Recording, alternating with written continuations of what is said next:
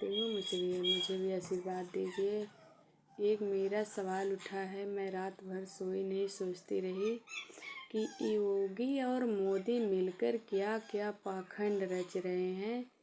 देखिए, गरीब लोगों को सता रहे हैं, इसीलिए इन सब के पास इतना भी दर्द नहीं है। क्या दर्द नहीं है? पहले ये नहीं सोच पाते हैं कि गरीब कैसे रहते होंगे इतना महंगाई में। और नहीं तो क्या बताइए, समूह का पैसा दिलवा कर समूह से पैसा लूटते हैं। और समूह के बारे में कितनी माताओं, बहनों, पिता, भाई सब अपनी जान भी गंवा सकते हैं, गंवा बैठते हैं।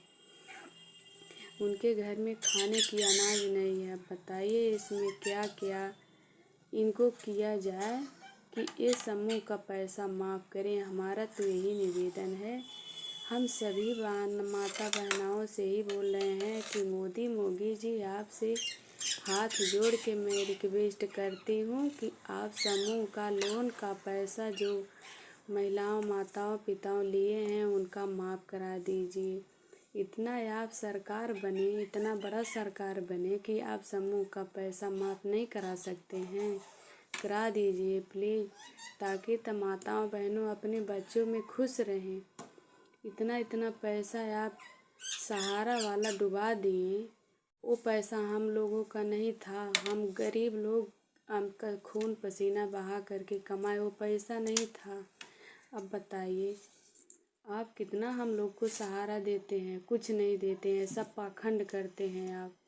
पहले मेरी बात सुनो, समूह लोन का पैसा माफ़ करो, फिर हम देखते हैं गरीब लोग आप। और नहीं तो क्या, हमारे बच्चे पढ़ नहीं पाते, कपड़ा नहीं अच्छा पहन सकते हैं। हमारे पास पैसा ही नहीं तो हम कैसे बच्चन का पालन पोषण करें। और नहीं तो पति पत्नी में इतना ज़्यादा कलेश हो जाती है, इतना ज़्यादा लड़ाई झगड़ा हो जाती है कि किस्त नहीं जमा होती है। द्वार पे आ जाते हैं, इज्जत की धजिया उड़ जाता है, हमारा बेइज्जती होता है।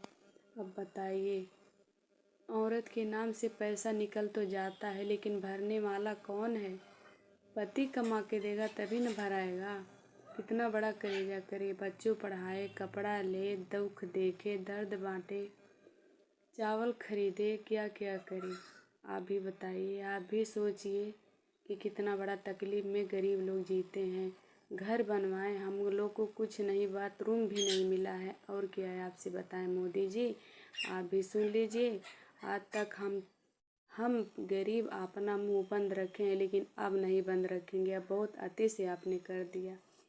अगर जो आप तक मेरी आवाज़ पहुंचती है तो इन सब गरीबियों का, इन सब बातों का जवाब दीजिए, नहीं तो ये सब खत्म करवाइए। इतना बड़ा सरकार बने हैं आप, एक शौचालय तक गरीब के पास नहीं है। वोट मांगते हैं तो महली वाले लोग देते हैं, और घर के लिए झोपड़ी वाले को घर दिया जाता है। जिनके पास कोठा नहीं है, जिनके पास झोपड़ी है, वही अगर जो आप वोट दें तो आप जीत जाएंगे।